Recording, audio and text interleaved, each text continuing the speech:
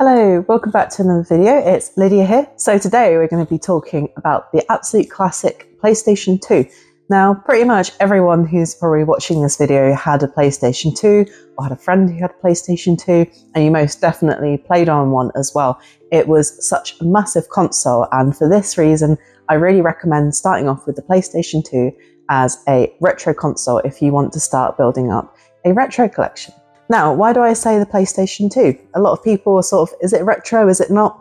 For me, I personally think it's just got into the retro area because it is quite an old console now. It's obviously 3 generations removed now. And yeah, so I would say it's definitely a retro console. And the biggest reason why I think you should get one now is the games are still very, very cheap. Now, unlike a lot of other consoles, the games for the PlayStation 2 have pretty much stayed on a very cheap side of things. So it's definitely a really great console to start collecting for. You can still pick up games for like 50 pence, £1, £2, and you can get some absolute classics on there. The other bonus is the console has a huge library. Now, I don't know the number exactly, but I know it's one of the biggest game libraries of any console to ever exist. And there's good reason for that. It's a really accessible console. It had loads of exclusive games, but it also had some really great console ports of other consoles too. So lots of really big titles, obviously like Tony Hawk, Spyro, lots of very classic platformers like Rayman as well. But then you also had some really good shooter games, great RPGs, which the RPGs do tend to be a bit pricey, but that's kind of across the board. But you had lots of licensed games from films that were of that era. It's probably one of the last consoles that had lots and lots and lots of licensed games. So you have a lot of Disney games on it, like Ratatouille, WALL-E, all sorts. There was always a game adaptation of films. Sometimes they're pretty awful, but other times they're not. But they're so easily accessible. One of the reasons is also probably because the cases don't really break. They're basically DVD cases, but they're extra sturdy. So that means that you end up having cases that don't really break. People tend to keep them. The other ones, like the PlayStation 1, tend to just break and disintegrate, whereas you don't really have that problem on these consoles. So I definitely think the PlayStation 2 is a console that you should really consider buying. The console price itself has gone up quite a lot. I remember like maybe 6 years ago, seeing a lovely slimline pink PlayStation 2. It's absolutely beautiful. It was about £20 and now they're about £90. So that is the only thing to think about. But as I said, across the board, retro consoles are going up in price a lot, unfortunately. And that's why I think PlayStation 2 is a console you really need to get your hands on now before prices start skyrocketing. The games are still really cheap. You can pretty much find them everywhere. And yeah, very, very accessible too. Now, in terms of the actual console itself, there are about, I think, 3 different versions of it. So you have the OG one, like I have here.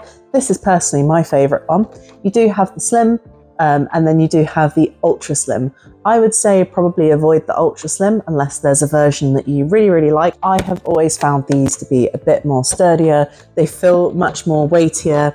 I think they just look a lot nicer as well. They're a lot more, even though they're bigger, they look sleeker to me. Whereas I feel like the PlayStation Slim and Ultra Slim, they kind of look a little bit tacky. They kind of feel a bit more plasticky, especially with the disc being on the top of the covers. And I just much prefer this one. I've never had a PlayStation 2 break on me. I know some people have, but I just think this one feels to be a lot more reliable. I can't really back that up with any kind of facts, but I've known a lot more people to have much more success with these ones. Like I said, I just think it's a much nicer looking console, and you can still pick it up for a not too terrible price. It's not super cheap, but yeah, it's not going to set you back hundreds of pounds. I think maximum I've seen them being like £90, but I think that depends on if you get a special edition or not. But yeah, my recommendation would be try and get the original one if you can. Now, in terms of games, like I said before, there is a huge library of games. There's way too many to mention. A lot of them I still haven't played, so I can't talk about absolutely everything that's even in my collection. But I will say most of the graphics do hold up really quite well. Sometimes they play better on the Dreamcast, but again, the Dreamcast version can be ridiculously expensive. For example, one game in particular that I really recommend you play is Rez. Now, this is a kind of rhythm game, but it is on the Dreamcast. It is on other consoles, but it's really expensive on the Dreamcast, and it's probably not worth it. This game's only a couple of hours long at most. It does have some fun replayability. You can try and beat your high score, but it doesn't really make sense to spend that much money on it when you can buy this for like £1, £2 compared to £100 for the Rez version on the Dreamcast. It's just not worth it. So it is a really good console to have if you're really into a specific game and you don't care too much about having all the different versions of games. The PlayStation 2 is a really good console to have in your collection because the likeliness of it, if there are multiple consoles that have a game, PlayStation 2 will have the cheapest version of it. Whether it's the best graphically or not, probably not necessarily. It's not always the best console for graphics. I often would say the Dreamcast has a lot better ports with graphics, but in terms of affordability, accessibility, you can't go wrong with PlayStation 2. In terms of traditional platformers, the PlayStation has so many on there, and so many classic games came out on the PlayStation 2. Again, way too many to mention, but 4 that you should definitely take a look into, which some are exclusive and some aren't. That is, of course, I'm going to mention Ratchet & Clank. The OG Ratchet & Clank you can get up to 1 to 3, and yeah, they are such great games. They get progressively better as you go along, but platforming wise, they're super fun. I love the characters, I love the humour in them. Really fun like stories and worlds in them, and the weapons are amazing. They're so much fun to use. They definitely lean into it more in later games, but the original's still great. They still hold up pretty well. So definitely get all the Ratchet & Clank games. Again, they did go up in price a little bit, but they're still, I think, mostly under £10 for the Ratchet & Clank games. So definitely add to your collection. Of course, there's quite a few Rayman games. You've got Rayman 3. I think Rayman 2 is on the PlayStation 2, but I can't remember. But yeah, obviously Rayman is an absolute classic as well. Very atmospheric. Some of them are better than others, but yeah, I really love them. I think Rayman 2 is definitely my favourite. But yeah, such a really well-made platformer. It's so much fun, so atmospheric, and really quirky, which I feel is something we are missing a little bit in newer games, newer platformers. And I'm glad to see they're making a little bit of a comeback, but still not quite back to the era of PlayStation 2. But yeah, Rayman's definitely another one. And of course, Spyro. I don't have all the Spyro games, but of course, they're really classic games. If you really like Spyro games, obviously you can get the remastered remake collection on the PlayStation 4, which is how I've mostly played the Spyro games. They're just a little bit less clunky on them. But if you do love Spyro, obviously there is plenty of Spyro games to choose from on the PlayStation 2. Some of them are better than others. I know like some of them are just not very well loved or regarded, but again, you can pick them up really cheap. So if you don't enjoy it, you're really not missing out on much. So definitely get the Spyro games.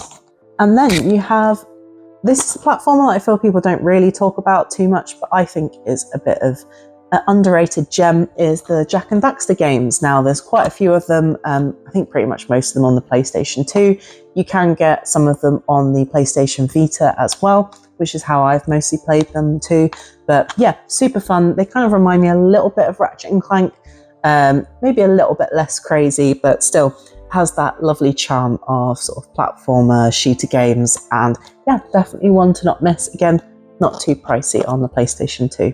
In terms of absolute must-haves for cheap prices, there's quite a few here. So obviously the Kingdom Hearts 1 and 2 are on the PlayStation 2. Great games. I love the original Kingdom Hearts. Not so fussed on following all the different stories with all the crazy numbering that they have in the series, but they have a really nice charm to them. I really enjoy them on the PlayStation 2. I think they still hold up really well as well. So definitely one to get. Again, not too pricey and really easily available. Then a personal favourite of mine is Star Wars Battlefront 1 and 2. Just love them. Like, I have a lot of nostalgia for this game. I used to play it on my little laptop that couldn't really run it, so it was a terrible frame rate, but I absolutely love these games. So much nostalgia for them. They still hold up pretty well. Some of them are a little bit clunky, but I just love them. I think they're so charming as a first-person shooter. I love being in the Star Wars universe and going through all the different maps and playing as different droids and stormtroopers. Something that the newer Battlefront kind of got a little bit right when they sorted it with EA eventually. But if you want to go back to the original charm, you can't miss it with these ones. Again, very cheap to get, and it's a must-have in the collection. If you've been following my channel for a while, you know I also love Crazy Taxi. Now, obviously, Crazy Taxi is an arcade game, and this is a really great port of an arcade game. I spent hours and hours just messing around. It's a very fun, light-hearted game. If you've not played it before, basically you're going around making deliveries of people, trying to get them there on time, and you have a timer. Very classic arcade-style game, but yeah, it's just absolutely wild. Love the music in it, and it really feels atmospheric and of this particular era of games, so definitely a must-have for any PlayStation 2 collection. Now, if skateboarding is your thing, there are a huge amount of Tony Hawk's games on the PlayStation 2. Way too many for me to get through. I'm personally not that fussed on Tony Hawk's, but I know a lot of people have a lot of nostalgia for these games, and there are so many on the PlayStation 2. And again, you can pick pretty much all of them up for a pretty good price. They're very widely available. It's one of the ones you almost always see in game shops, so it's one that you can really easily get your hands on, so definitely get it. Again, really fun arcadey kind of style gameplay, and yeah, they're just a lot of fun. Then another one is obviously going to be Bully, which is a Rockstar game. In England, it's called Canon Edit. So if you can't find it, that'll be why. It's called something different. Unless it's on the Wii, then it's still called Bully. I don't understand why, but I finished this last year and I absolutely love this game. If you want to sink loads of hours into it, you really, really can. I still think it holds up pretty well graphically. All games are going to look a little bit aged when they're this era, but I still think it looks pretty good, and for the most part plays really well, isn't particularly clunky apart from one or two gameplay parts that aren't really core gameplay. Other than that, holds up really well. I really enjoyed this. I got really invested in the story. I love all the side missions you can do and just interacting with characters that are in the school. Yeah, loved all the classes, just lots of things to enjoy about this game. It has a lot of gameplay in there if you want to, but if you don't want to, you can just do the story and it will take about 10 hours. So really good game and a classic. Speaking about Rockstar, of course you can't talk about the PlayStation 2 without talking about Grand Theft Auto. Pretty much all of them are still under £10, at least here in the UK. Really easy to find them all, and a lot of them, which I really love, have really chunky leaflets in them. And I picked up a bad example, but quite a lot of them have the maps inside too. And that's something that I really like about these games, and makes me want to collect them and make sure they've got all the parts in them. I love having big maps that you can sort of look at and try and navigate your way through with an actual map. I think that's really fun. So yeah, Grand Theft Auto is definitely one that you need to have, so it's a must. Some other games that I would personally recommend that I think are a must, that either are a bit silly or I think they're classic underrated games. Of course, I'm going to mention Yakuza. So Yakuza 1 and 2 were on the PlayStation 2. Now, I will say these are not cheap games. Yakuza 1 is maybe a bit cheaper, but Yakuza 2 is about £40. So for a PlayStation 2 game, it's pretty pricey. But I absolutely love these games. And if you've played some of the later Yakuza games and you want to go back to the original and see where it all started, this is your chance. I really enjoyed it on the PlayStation 2. I played it before I played the new ones, and it's what got me into the series, basically, because I realized they had a remake, and then I played the remake and absolutely fell in love with it. And yeah, it's very different from the new ones. So when you go back to it, it feels much more serious. I think they tried to pawn it off as a kind of GTA. It's not GTA in any way, shape or form. It feels much more like a beat 'em up game. But there is a lot of depth to it, and I still think graphically it holds up pretty well. Cutscenes look really good. And gameplay wise, yes, occasionally it's a bit clunky, but it's still a lot of fun. And yeah, if you like the series and you're curious where it began, this is your chance. Destroy All Humans. Now, this maybe isn't an obscure one, but it's definitely a fun must look out for one. it's just ridiculous. There are so many PlayStation 2 games that are completely bonkers. This is one of them. I would kind of put it in crazy taxi territory.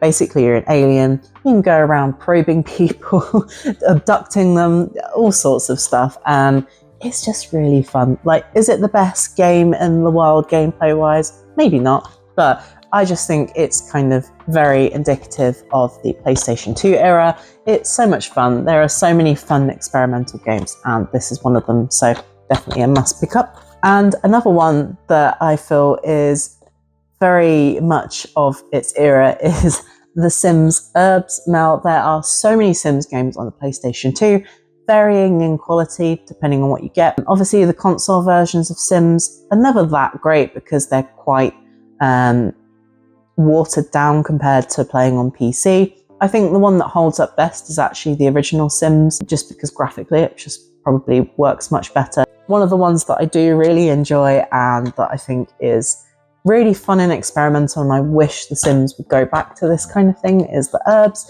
It's kind of got the Black Eyed Peas doing the soundtrack. It's so 2000s. It's so noughties. It's one of those that it does play like The Sims, but also not at the same time, if you get what I mean. You're kind of exploring the different neighborhoods. They look very different from normal Sims, and it's just got that very like punky kind of feel to it that only really worked in the early 2000s. And yeah, I just really like it. I have a lot of nostalgia for this game and I think it's super fun. So again, pick up pretty much all of the Sims games pretty cheap. I also played Sims 2 Castaway. Again, not a great port of the Castaway game, but also not terrible either. So yeah, if you like The Sims, there are so many Sims games to play on the PlayStation 2. You should definitely play this one. So yeah, I hope I've convinced you to get the PlayStation 2. If I have, let me know down below what games you thought were appealing. Have you got a PlayStation 2? What are your favourite games? Let people know down in the comments what your recommendation is, because I'm sure I've missed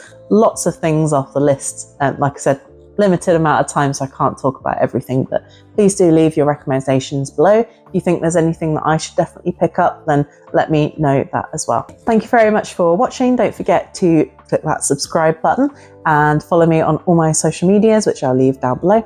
And thank you very much for watching, and I'll see you in the next video. Bye.